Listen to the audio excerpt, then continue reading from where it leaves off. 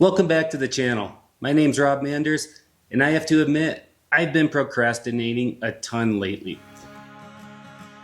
In this video, find out what we're going to do about replacing that cracked motor block.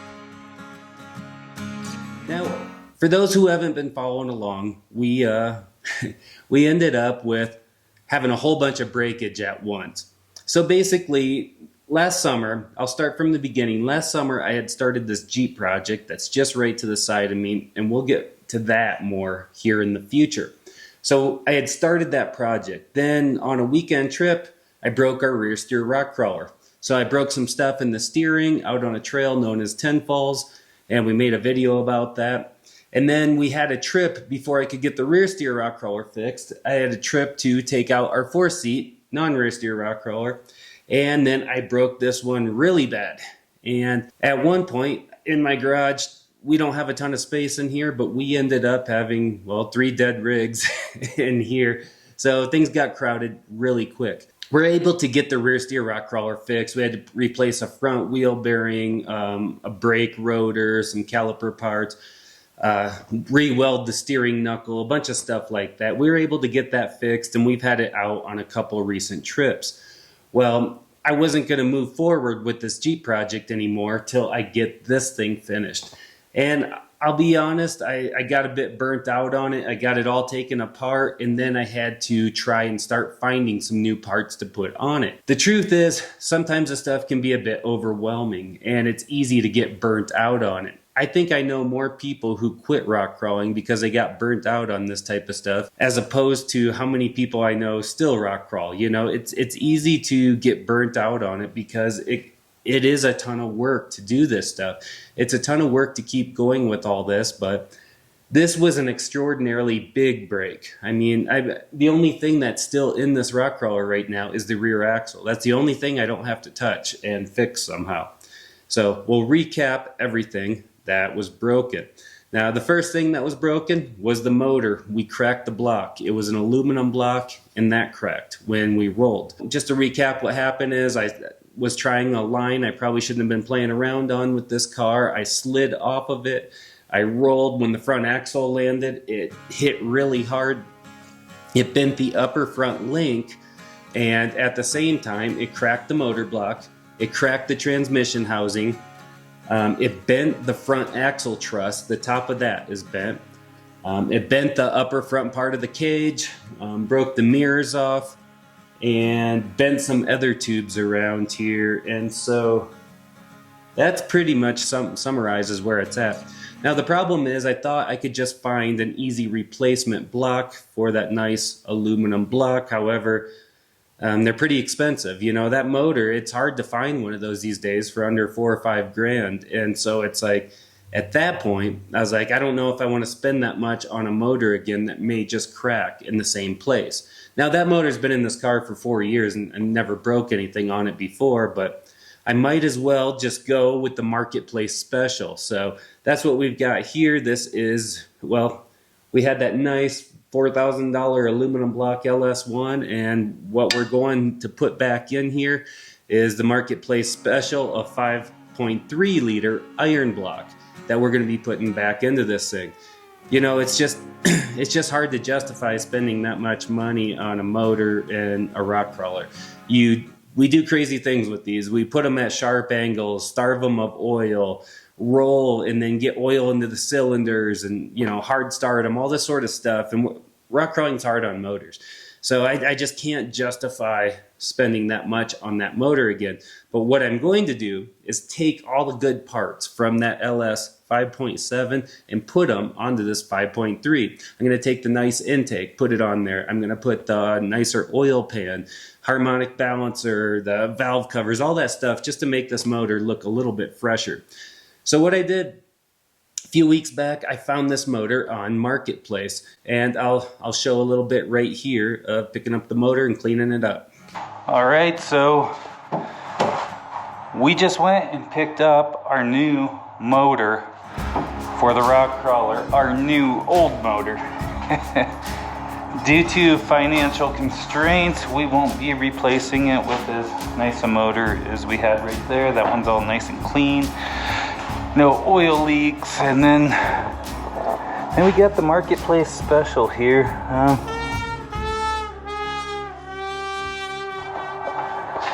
You know, good thing is these LSs are good motors. What I'm going to do from my research, it says that this is a 5.3, that's 5.7, but basically the blocks and everything are pretty much the same.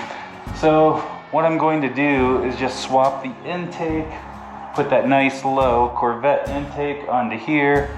I may swap oil pans. I gotta see if this oil pan's taller. Then if I do that, then I have to change the oil pickup as well. Some different stuff like that. So I got a bunch of things I gotta see if they're gonna work. Gotta see if this flex plate is the right one. We're gonna pull off all these wires, get it on the motor, on the engine stand, and then degrease the heck out of it. Cover all the ports and then spray the heck out of it with the greaser. Then gonna take off all these accessories, the harmonic balancer, the water pump, all that sort of stuff. Then I got to get a whole nother round of gaskets coming, because obviously I'll disturb those gaskets. You can see here we got some oil leaks going down right there around this timing chain cover, so we'll be replacing that as well. It seems like a common place on these that always seems to leak, but we'll just probably re-gasket it. A lot of times I overhaul these motors and just do a real basic overhaul, but I don't think I'm gonna do that this time. I think I'm just gonna send it, re-gasket it, and just send it and see what happens. And you know, the guy told me it was running when it was pulled and everything was fine, so we shall see. I have a lot of fun building something for the first time, but what I find is not so fun is the maintenance of it in the long term, especially big major repairs like this. They can be a real pain.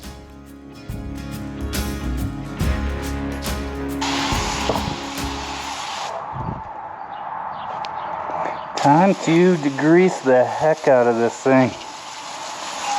Let's clean this old girl up. Make it look all respectable like. This oil's kicked on there pretty thick. And ooh, this stuff's strong.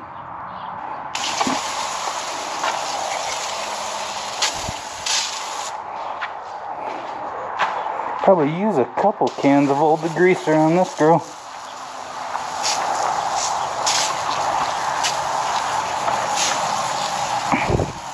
Oh, that is extra grimy. That's a whole lot of degreaser and a whole lot of elbow grease.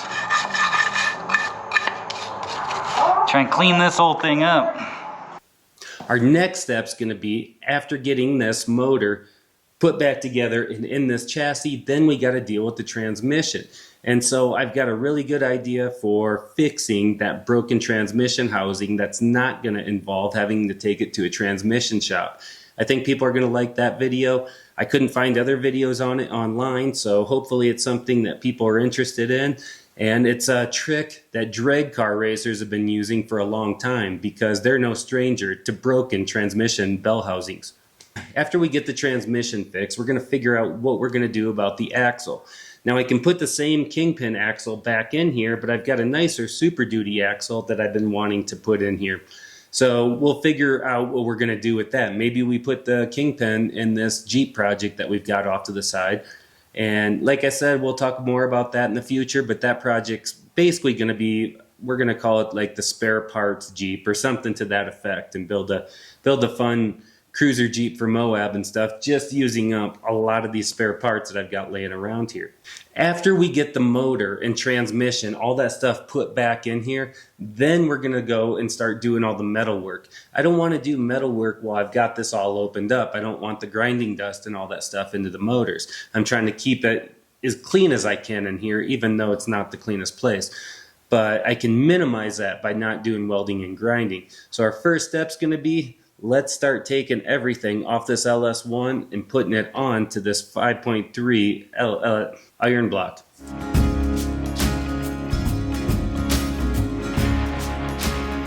So we'll have this nice clean this nice clean oil pan to put on there. There, it's just so sad. This motor is so clean. It's like everything about it's just so clean. That's why we're going to keep this, and I'm going to keep looking for a block. We're going to keep looking for parts, and then someday just rebuild this motor. And I don't know, we'll use it for something. Maybe a sports car project someday. But it's just, it's such a shame because everything on this is so clean and in such good shape compared to that other motor. But I just got to keep moving forward. All right, we started tearing down this motor, cleaning all the gasket surfaces. And what we're going to do is start re-gasketing it. I've been cleaning all these gasket surfaces, taking everything off. We're going to put all new gaskets on it because this thing had so many oil leaks. So what we've got new gaskets for the front seals and the entire area in the front and the rear and front and rear main seals. We're going to put new gaskets on the valve cover gasket. We're going to put a new gasket on the oil pan. So we're going to try and get all these surfaces somewhat cleaned up. So next time we start this thing, hopefully it's not leaking all over. Because that's one thing that drives me nuts is oil leaks. And it can be really frustrating sometimes once you get everything back together and then find out you have another oil leak. So that's always possible, but hopefully I get most of it taken care of. So I am finishing up the last of these gaskets. I've got the front of the motor regasketed. I've got the back of the motor regasketed. And now I got the top plate here. And we're going to put the bolts back in and retorque it back down. And then we'll be able to put this intake on. And then we're going to be able to put the oil pan on. So we're making some progress. So the biggest difference is the way I understand it between these aluminum block and iron block LS type motors are. The aluminum blocks were typically found in the cars, the iron blocks were typically found in trucks. And the great part is all these parts swap over super easy, like the oil pans and windage trays and intakes. Now this motor, even though it was a Corvette motor, had all Camaro type parts on it already. I already had a Camaro oil pan and I already had all Camaro accessories on the front because they don't stick out as far as the Corvette ones. The harmonic balancer and all of that sort of stuff are in a little bit more than on the Corvette. But that's the nice thing, you have so many options with these motors and they're so easy to work on. I really like this oil pan that I had on there. It worked really well. I feel like I didn't lose oil pressure at sharp angles very often. And it was working really well. It fits in the buggy really well, so that's why I wanted to reuse it. Also, that low intake is super important too, because clearance is so tight. Everything has to fit in there. You can see here just how tight it is dropping that motor back in the chassis. It's super tight. It has to be at the right angle before it'll drop in there, and all the accessories and headers and such have to be off of it. All right, good news. We got the motor back in. So I'm just going to kind of loosely leave it set here until we can get the transmission bolted in. So that's going to be our next step, to fix this broken transmission and then get this transmission bolted in, get the transfer case bolted in, and then I can get all this stuff off the floor and out of the way. Then after that, what I'm going to do is then start fixing some of these dented tubes, and we'll go over how do you fix tubes that are dented on a chassis. That should be kind of a fun project too. So I'm looking forward to that. As well as in between, I'm going to have to put all the accessories back on the front of this motor, water pump with new gaskets, harmonic balancer, get the power steering pump. I swapped all the brackets over from the last motor. So it's just a matter of bolting all that up, putting the radiator back in, and just getting all this stuff off the floor, which that's always one of the biggest messes and biggest pains doing something like this, is when you have all these parts spread out all over. And it wouldn't have been so bad if I hadn't already started working on this Jeep over here. But that's okay. We'll just take it one step at a time. Then my next step's going to be to build a new front axle for this buggy. So my old one was a low pinion Kingpin Dana 60. I'm going to fix that one and put it into this Jeep. And then the new one we're going to build is going to be a Ford Super Duty style Dana 60 that I have laying around here. I mainly bought the axle for spare parts. So a guy was selling it with some wheel bearings that were already drilled out to 8 on 6.5 and stuff like that. And he was selling a rear axle and all this stuff that had a truss on it. So I got all these extra parts for super cheap. And so that's why I'm doing this. That's why I'm going to put this other axle in, because one, it'll be high pinion. The high pinion seem to hold up a little bit better in the front than the low pinion. There'll be sharper steering. You can get more steering out of it, so I'll be able to steer a little bit sharper. There's just some other advantages to it, getting the drive line higher up out of the rocks rather than the low pinion that kind of hangs in the rocks several inches lower and grinds into the rocks a bit more. So anyway, that's my next step. So the good thing is we're starting to move forward again. I kind of got ground down to a halt there for a little bit. We've had a million other things going on, but that's my next steps moving forward.